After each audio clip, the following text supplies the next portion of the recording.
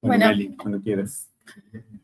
Bueno, buenas tardes a todos. Mi nombre es Melissa Gómez, estoy estrenando el título de doctora.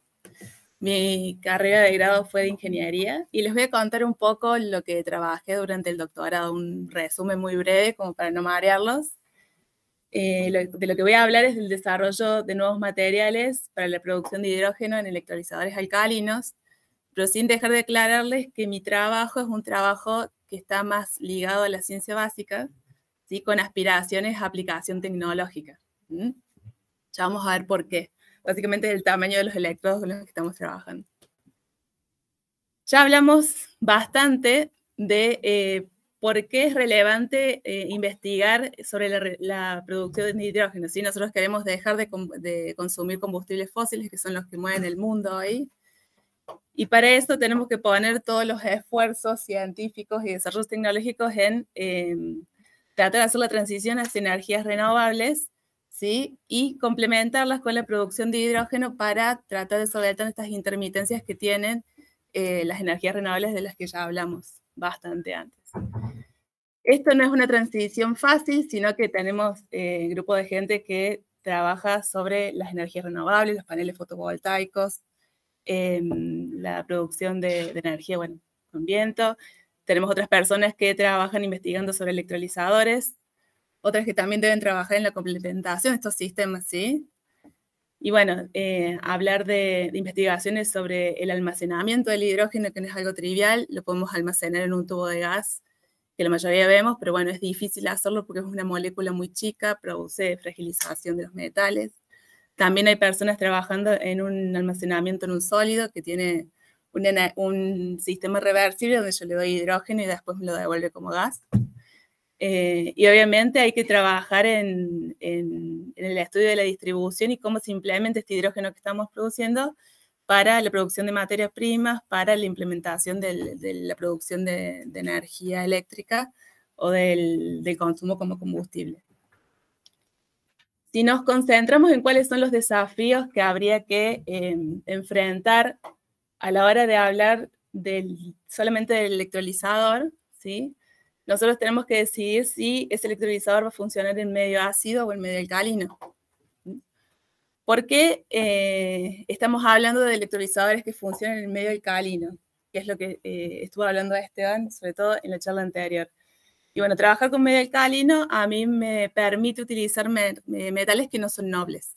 Si yo trabajo en un medio ácido, el medio ácido disuelve con facilidad los metales y para fabricar un electrodo estaría obligado a usar un metal como el platino, que ya se imaginan que el costo es altísimo. Después de todas las tecnologías de electrolizadores que están vigentes, la más utilizada, difundida y estudiada es la tecnología de los electrolizadores alcalinos convencionales.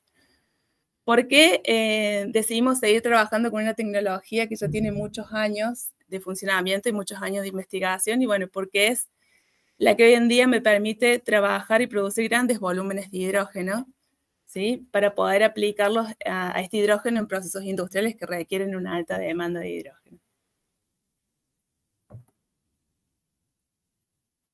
Si yo me concentro entonces en qué tipos de estudios debería hacer para hacer más eficiente la producción de hidrógeno y hacerlo más rentable, para hacerlo más atractivo económicamente, podría estudiar los procesos de degradación que fundamentalmente suceden en el diafragma, ¿sí? Que es este diafragma de Zirfon que estuvimos hablando, que puede producir roturas y bueno, y eso hacer que se mezclen los gases entre los compartimentos. Podemos estudiar los procesos de degradación que ocurren en los electrodos, que básicamente se dan por la oxidación o la pasivación de los materiales. Podríamos hacer estudios de diseño de equipo y balance de planta. O podríamos enfrentar esto, que es lo que yo trabajé en mi tesis, en donde podemos proponer nuevos materiales que aumenten la actividad catalítica de los electrodos para obtener mayores volúmenes de hidrógeno, sin perder de vista los costos de los materiales. ¿Por qué nombro esto? Porque uno cuando trabaja en ciencia básica suele agarrar materiales muy vistosos y muy lindos, pero que son el óxido que traje de Marte y lo puse en este electrodo que me da un volumen de hidrógeno que es muy, muy lindo, pero el costo, bueno, se imaginan que es altísimo. Entonces, hacer ciencia básica con vistas a aplicación tecnológica implica tener esas cosas en la mente, por más que no las trabajemos explícitamente. El níquel, como ya lo hablaron los chicos antes, es uno de los metales que se utilizan y que más éxito tienen para usarlos como electrodos en estos electrolizadores de medio alcalino. ¿Por qué se usa el níquel? Bueno, el níquel es uno de los metales no nobles que tiene mayor volumen de producción de hidrógeno. Es un metal que yo lo puedo obtener por electrodeposición, ¿sí? ¿Qué es la electrodeposición? No sé si todos manejan esos conceptos. Bueno, yo tengo un baño donde tengo una solución del catión que quiero reducir. Bueno, puedo poner acá el puntero, pero acá tengo un ánodo. Ese ánodo es una barra que está compuesta por el metal por níquel, es un ánodo de sacrificio, en donde lo que voy haciendo es hacer círculo de corriente para que ese níquel se oxide, pase al medio y luego se reduzca en el cátodo, que va a ser el electrodo que yo después voy a usar para la producción de hidrógeno.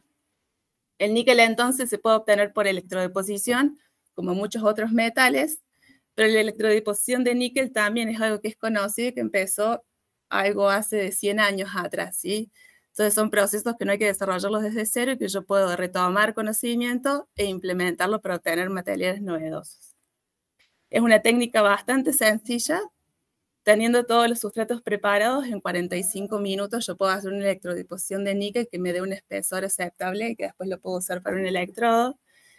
Es escalable, ¿sí? Lo podemos hacer en chiquitito en el laboratorio, lo podemos hacer en un batch grande, como lo hace la empresa de Laring, que es con la que están trabajando para el proyecto de electrolizador de 1 megawatt. Tienen la posibilidad de reemplazar parte del sustrato. Si yo no necesariamente tengo que usar todo un electrodo 100% de níquel, sino que puedo usar como cátodo otro material y sobre él electrodepositar el níquel, que va a ser el catalizador que voy a usar para la producción de hidrógeno. Y además, la técnica de electrodeposición me permite agregar algunas sustancias en el baño y poder combinar materiales para obtener estos materiales novedosos. Entonces, en este trabajo que hicimos, nosotros propusimos ese cambio de sustrato, ¿sí? Usamos un sustrato que es un acero que se llama AISI 316L, es un acero que es resistente al medio alcalino, tiene una baja cantidad de carbono que lo hace menos susceptible a la fragilización y otros efectos que podrían tener los otros tipos de acero. Sobre este sustrato, nosotros hicimos una electrodeposición de una capa de níquel para mejorar la adherencia, y sobre esa capa de níquel electrodepositamos una segunda capa que va a ser la capa activa. Ya les voy a dar un poquito más de detalle en las siguientes filminas. En esas capas activas nosotros utilizamos la técnica de electrodeposición aleaciones, o sea, al baño de níquel lo combinamos con cobalto, con molibdeno o con otros metales y obtuvimos aleaciones de metales con níquel. Y también sintetizamos composites y combinaciones de composites y aleaciones.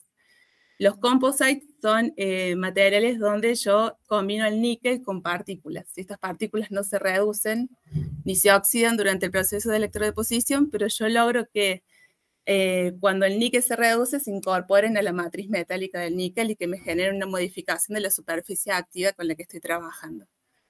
¿Por qué yo quiero combinar el níquel con otras cosas como les presento acá?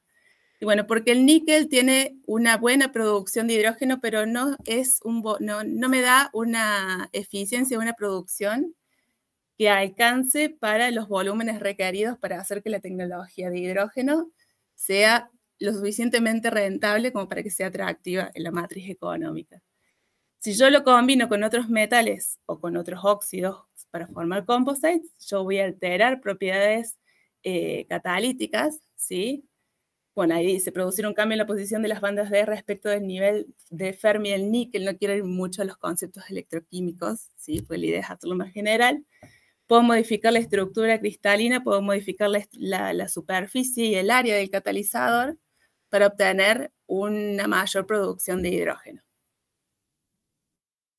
Como les dije que no había que perder de vista esto de los costos de las materias primas, aclaro que estos cálculos lo hice en el 2018, ¿sí? Si yo comparo lo que me cuesta una lámina de níquel puro en comparación a un electrodo que tiene un sustrato que es el acero de que les hablé recién, electrodepositado en ambos lados con níquel, yo logro una diferencia de costos del 65%. O sea, simplemente haciendo eso logro tener el mismo material con la misma actividad catalítica, pero estoy haciendo una reducción de costos de materiales del 65% en el 2018. Y recién vieron el aumento que tuvo el níquel hoy, ¿sí? Que el aumento del acero también es mayor a lo que trabajamos en este momento, pero no es tanto. Entonces, seguramente la compensación de costos hoy en día es bastante más que ese 65% que estamos poniendo ahí. ¿Cuánto es el ancho más o menos de la cantidad de níquel necesitada? Ahora lo muestro, pero sí. No, pero es de 75 micras de cada lado. Es muy poquito. Bueno, estos son los electrodos que sinteticé en la tesis. Cuando uno trabaja en electroquímica, está acostumbrado a usar electrodos muy chiquititos, ¿sí? Que tienen milímetros cuadrados de área. Estos electrodos no son electrodos que yo podría usar en un equipo electrolizador que tienen 25 centímetros de diámetro. Por ejemplo, acá está el que mostró Esteban recién, el equipo de 5 kilowatts. Pero es una dimensión que a mí me permite hacer un estudio de ciencia básica que lo haga fácilmente escalable para llevarlo a la aplicación tecnológica, ¿sí? En el marco de la tesis de doctorado sintetizamos todos estos sistemas. El esqueleto de la tesis es lo que yo muestro acá en colores en el medio, ¿sí? Nosotros para poder hacer una síntesis exitosa del níquel sobre el acero tuvimos que hacer una serie de optimizaciones que implicaron la limpieza de ese acero, ya que no es fácil lograr una buena adherencia. Si yo no logro una buena adherencia, no voy a tener un electrodo que es estable en el tiempo. Tuvimos que optimizar una primer capa de níquel con otra composición que me permite que la adherencia de la segunda capa, que es la catalítica, sea buena. Y luego trabajar con distintos pasos para lograr esto último que les estoy mostrando, optimizar, obtener la mejor composición de níquel con cobalto para tener una buena producción de hidrógeno, otro sistema composite de níquel dióxido y finalmente la combinación de ambos. Los demás sistemas que pueden ver en gris son sistemas que surgieron en colaboración, que también los usamos para producción de hidrógeno, y en este caso son sistemas que usamos para la producción de hidrógeno electroquímico, pero también apoyado con procesos fotoquímicos. ¿Cómo fue la preparación de muestras? Bueno, entonces nosotros, les cuento brevemente, tenemos un sustrato que es acero, al cual lo limpiamos adecuadamente con todos estos pasos, si esa limpieza es fundamental para lograr una buena adhesión. Luego de esa limpieza se deposita una primera capa que la denominamos de nickel strike, que es la capa de color naranja, y sobre esa la capa catalítica, que va a tener distintas combinaciones de níquel. La capa del baño en el cual nos basamos para hacer las electrodeposiciones de níquel es un baño conocido como el baño de Nickelback, que es un baño ornamental de níquel. Se lo usa para hacer todas las piezas de níquel brillante, no sé si escucharon alguna vez. Sobre esta composición del baño de Nickelback, que tiene sulfatos, cloruros y ácido bórico, le agregamos sulfato de cobalto en 3 proporciones diferentes para obtener aleaciones de níquel-cobalto. Le agregamos 3 composiciones diferentes de dióxido de titanio P25, ¿sí? Para obtener placas de níquel con dióxido de titanio. Y finalmente tomamos las mejores combinaciones de los sistemas anteriores para hacer el sistema de níquel, cobalto, dióxido de titanio, donde tenemos aleación y composite al mismo tiempo. Estas electrodeposiciones se hicieron a densidad de corriente constante, como nos comentó Osvaldo. Cuando nosotros manejamos, decidimos fijar la densidad de corriente, lo que estamos queriendo controlar es la velocidad de deposición. Acá es importante tener un control sobre el tamaño de la capa que queremos electrodepositar, Entonces, según bibliografía, en las condiciones en las que hacemos la electrodeposición, a esa densidad de corriente y a esta temperatura de 55 grados, nosotros tenemos un crecimiento estimado de 1 micrómetro por minuto. Entonces, la suma de las dos capas, teniendo en cuenta que el nickel strike se hace durante 30 minutos y el nickel bats se hace durante 45 minutos, nos va a dar un espesor total de aproximadamente 75 micras. Sobre estos electrodos que sintetizamos, hicimos caracterizaciones morfológicas. Como nos nombró Elena más temprano, es importante conocer el sistema que nosotros estamos sintetizando antes de ponerlo a producir hidrógeno y también después, para ver cuáles son las modificaciones que le pueden haber surgido.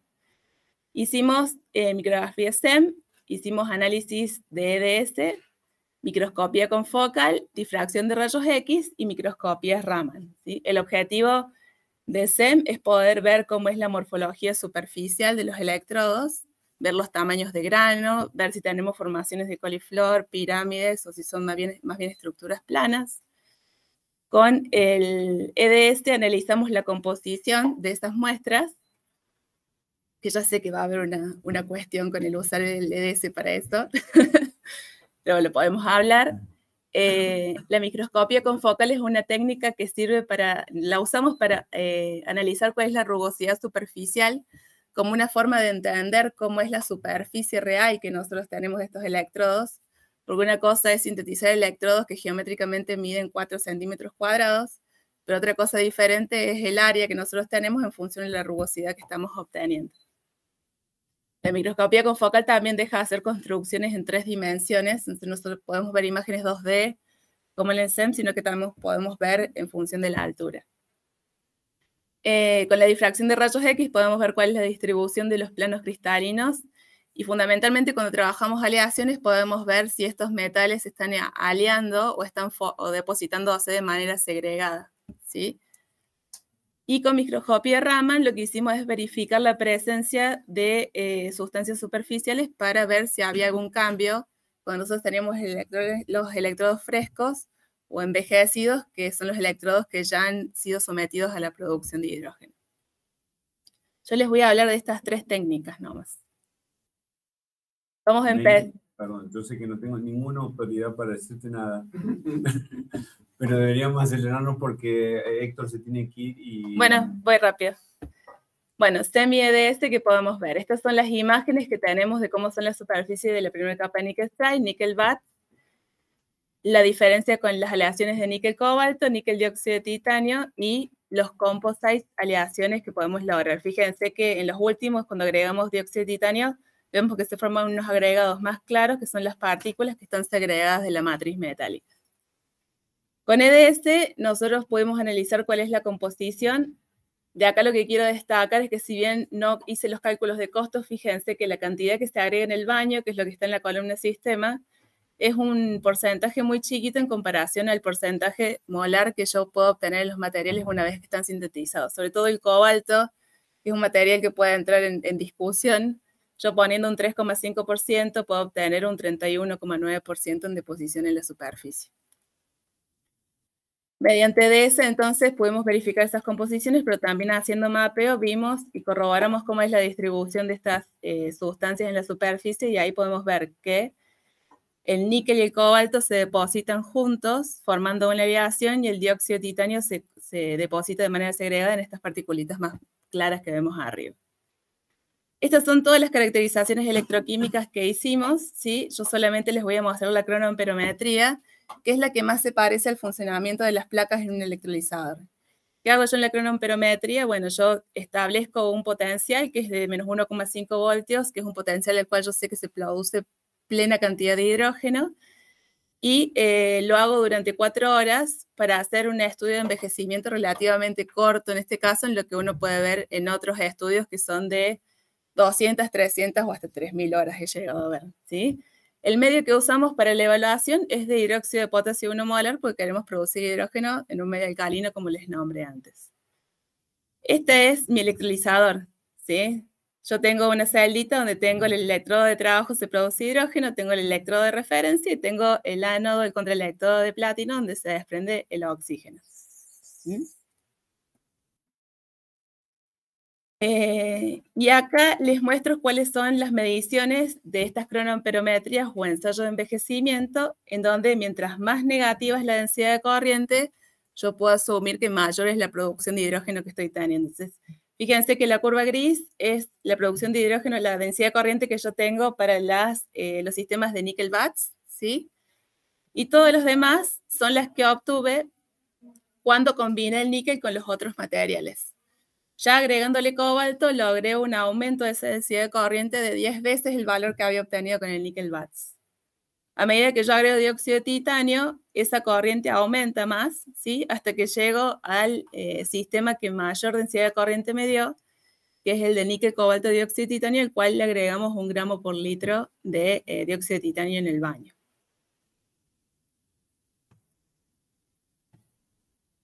Con microscopía Raman, que es la última caracterización, nosotros podemos verificar que estos electrodos, las curvas que son continuas son la de los electrodos envejecidos. O sea, una vez que yo los sometí a estas 4 horas de producción de hidrógeno, y las curvas punteadas son los espectros que yo obtuve de los electrodos frescos.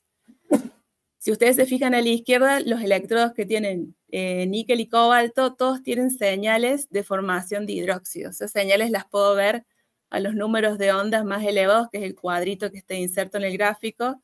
Es esa señal chiquitita que puedo ver a 3600 centímetros a la menos 1. Sin embargo, si yo analizo qué es lo que veo cuando analizo las placas de níquel dióxido de titanio, ahí solamente puse las envejecidas, porque siempre obtengo, tanto en las frescas como en las envejecidas, las señales de la presencia de dióxido de titanio en fase anatasa, y no veo ningún pico que corresponda con la presencia de hidróxido. Estoy viendo que el níquel cobalto tiene una muy buena actividad, pero a medida que produce hidrógeno, también se va formando una capa de hidróxido que está identificado como un pasivante. Si un pasivante lo que hace es disminuir con el tiempo la producción de hidrógeno y disminuir la vida útil del catalizador. Y de nuevo, con estos sistemas donde combinamos las dos técnicas, no vemos ninguna diferencia en los espectros, no vemos la presencia de hidróxido, entonces la incorporación de dióxido de titanio al cobalto no solamente me aumenta la actividad, sino que también me permite pensar en que voy a tener una mayor vida útil, porque no estoy observando la formación de los hidróxidos que sí observé previamente. ¿Sí? Entonces, en conclusión, rápidamente, vemos que combinar el níquel con otros materiales me permite obtener materiales más activos, ¿sí? Mucho más activos. Tenemos un 800%, un 1700 o un 2500% mayor de corriente producida respecto de níquel-BATS, ¿sí? Y evitamos la formación de otras sustancias que nos pueden disminuir la vida útil del catalizador. Bueno, eso es todo, si lo dije rápidamente.